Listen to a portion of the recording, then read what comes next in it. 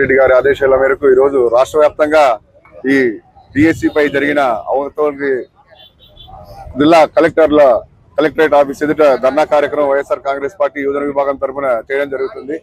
రాష్ట్రంలో కూటమి ప్రభుత్వం ఎలక్షన్ల ముందు ఇచ్చిన మేనిఫెస్టోలో మెగా డిఎస్సి 2 లక్షల మందికి ఉద్యోగాలు ఇస్తామని ప్రకటించడం జరిగింది. ఈ మధ్య డిఎస్సిలో జరిగిన అవకతవకల గురించి ఎవరైతే అనర్హులు వాళ్ళందరికీ కూడా ఈ క్రీడల కింద ఫేక్ సర్టిఫికెట్లతో అసలైన లబ్ధిదారులకి ఉద్యోగాలు రాకుండా ఒక్కొక్క ఉద్యోగాలు 20 నుంచి 25 లక్షల రూపాయలకి ఈరోజు అమ్ముకుంటున్నారంటే మన రాష్ట్రంలో ఈరోజు ఎంత దౌర్భాగ్య స్థితిలో ఉందో మనకు అర్థమవుతుంది.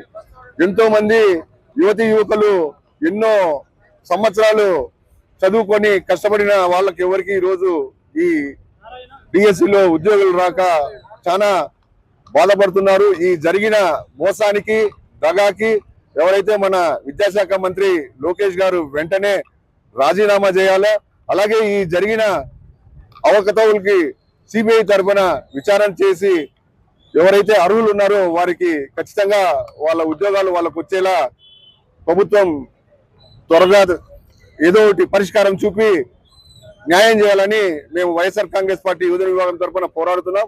అలాగే ఎవరైతే దీంట్లో అనర్హులుగా ఫేక్ సర్టిఫికెట్స్ పెట్టి ఉద్యోగాలు పొందినారో వాళ్ళందరినీ కూడా కఠినంగా శిక్షించి ఇంకోసారి ఎవరైతే నిజాయితీగా కష్టపడి చదువుకొని వాళ్ళు లక్షలు వెచ్చించి కోచింగ్లు తీసుకొని సంవత్సరాల తరబడి వాళ్ళ టైంని వేస్ట్ చేసినందుకు కూడా ఈ ప్రభుత్వానికి రాష్ట్ర ప్రజలందరూ కూడా ఈరోజు చాలా పెద్ద ఎత్తున నిరసన వ్యక్తం చేయడానికి వైఎస్ఆర్ కాంగ్రెస్ పార్టీ ఈరోజు రాష్ట్ర వ్యాప్తంగా ఈ కార్యక్రమం చేపడుతున్నాం.